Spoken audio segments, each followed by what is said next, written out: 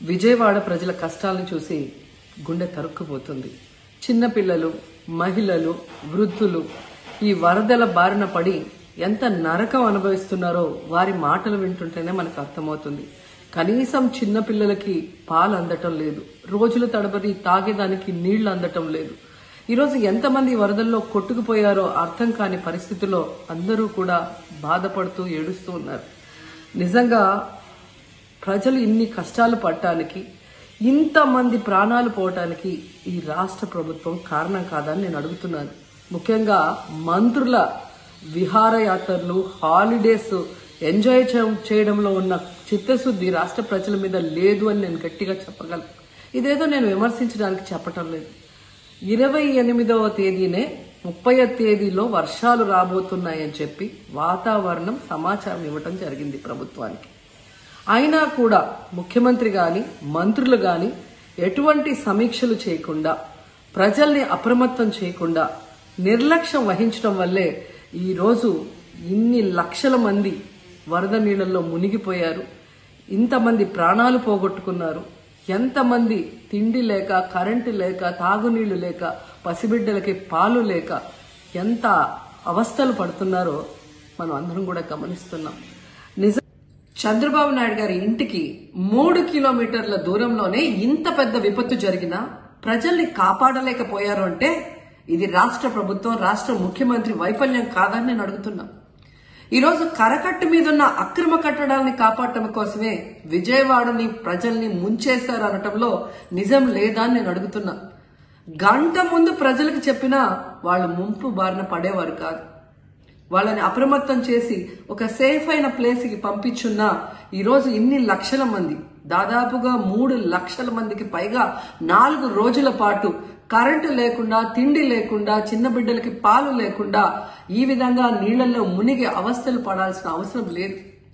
దురదృష్టం ఏంటంటే ఈ రాష్ట్ర ముఖ్యమంత్రి నుంచి మంత్రుల వరకు ఎప్పుడు ఫ్రైడే వస్తుందా, ఎప్పుడు హైదరాబాద్కి వెళ్దామా, లేదా ఎప్పుడు విహారయాత్రలకు వెళ్దామా అని ప్లాన్ చేసుకోవడంలోనే చిత్తశుద్ధిగా ఉన్నారనేది ఈ 5 రోజులు మీరు చూస్తే మీకే అర్థమవుతుంది. 30వ తేదీ భారీ వర్షాలు వస్తాయని ముఖ్యమంత్రి గారికి, మంత్రులకి 28వ తేదీనే వాతావరణ శాఖ సమాచారం అందించినా ఎటువంటి సమీక్షలు లేదు, ఎటువంటి ముందస్తు జాగ్రత్తలు లేదు, ప్రజల్ని కాపాడాలన్న చిత్తశుద్ధి లేదు అనేది స్పష్టంగా అర్థమవుతుంది. ఎందుకంటే ఈ రోజుటి వరకు 4-5 రోజులు ప్రజలకి తిండి అందించడంలో ఈ ప్రభుత్వం విఫలమైంది. కనీసం ఇది జరిగినప్పుడు సీఎం గారు పనిచేయట్లేదు, వయసు అయిపోయింది. డిప్యూటీ సీఎం గారు, పంచాయతీరాజ్ శాఖ మంత్రి గారు కనీసం తన శాఖను అప్రమత్తం చేసి ప్రజల్ని కాపాడాల్సిన బాధ్యత ఉన్నా ఈ రోజు 5 రోజుల వరకు ఆయన అసలు విజయవాడ వైపే రాలేదు. ఇక ఆ కాన్స్టిట్యున్సీ ఎమ్మెల్యే ప్లస్ రాష్ట్ర మంత్రి లోకేష్ గారు మొత్తం మునిగిపోయి మంగళగిరి, విజయవాడ అలల్లాడిపోతుంటే ఆయన హైదరాబాద్ లో ఎంజాయ్ చేస్తున్నారు. ఇక హోంమంత్రి గారు తెలిసిన సంగతే. ఇక మున్సిపల్ శాఖ మంత్రి నారాయణ గారు ఈరోజు విజయవాడని ముంచేసింది ఈ మున్సిపల్ శాఖ నిర్లక్ష్యం కాదని నేను అడుగుతున్నా.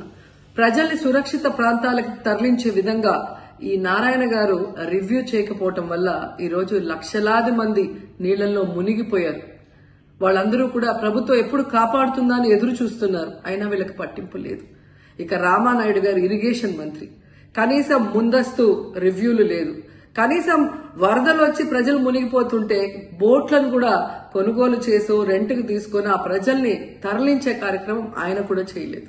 ఇక ఎప్పుడు వరదలు వచ్చినా, భారీ వర్షాలు వచ్చినా ముఖ్యమైన శాఖ రెవెన్యూ శాఖ. అనగాన సత్యప్రసాద్ గారు ఈయన విహారయాత్రలో ఎంజాయ్ చేస్తున్నాడు. కనీసం పునరావాస కేంద్రాలు ఏర్పాటు చేయాలి, మరి ఆ ప్రజలకి పాలు, తిండి అన్ని అందించాల్సిన బాధ్యత ఉన్నా ఏం పట్టించుకోలేదు. సో ఈ విధంగా చంద్రబాబు నాయుడు గారి దగ్గర నుంచి మంత్రులంతా కూడా ప్రజల్ని గాలికి వదిలేసి ఎలా నిర్లక్ష్యం వహిస్తున్నారో చూడండి. ఇప్పటికైనా వాళ్ళు కళ్ళు తెరిచి ప్రజల్ని కాపాడండి అని చేతులెత్తి నమస్కరిస్తున్నా. గతంలో జగనన్న ఏ విధంగా వాలంటీర్ వ్యవస్థ ద్వారా, సచివాలయ వ్యవస్థ ద్వారా ప్రజలకి ఏం కావాలన్నా ఇమీడియట్ గా వాళ్ళకి అందుబాటులోకి తీసుకెళ్లటమే కాకుండా ఏదైనా ప్రకృతి వైపరీత్యం వచ్చినప్పుడు వెంటనే వాళ్ళని సురక్షితంగా కాపాడే విధంగా ఈ సచివాలయ వాలంటీర్ వ్యవస్థని ఉపయోగించుకోండి. జగనన్న మీద కక్షతో ఆ వ్యవస్థల్ని నాశనం చేయడం వల్లే ఈ రోజు ప్రజలకు ఎవరు ఏం అందించలేకపోతున్నారని తెలుసుకోండి. అండ్ ఈరోజు జగనన్న విజన్ ఉన్న నాయకుడు, ప్రజల్ని ప్రేమించే నాయకుడని మరోసారి రుజువు చేసుకున్నారు. ఆయన కట్టించిన ప్రొటెక్షన్ వాళ్ళు లేకపోతే ఇంకా 1,50,000 పైగా కుటుంబాలు మునిగిపోయే ప్రమాదం ఉండేది. ఈరోజు ఆ ప్రాంతమంతా సేఫ్ గా ఉంది విజయవాడలో ఒక సైడ్ అంటే అది జగనన్న ప్రజల పట్ల ఉన్న అభిమానంతో ఆ ప్రొటెక్షన్ వాల్ కట్టించడం అనేది కూడా మనం అందరం గుర్తుంచుకోవాలి.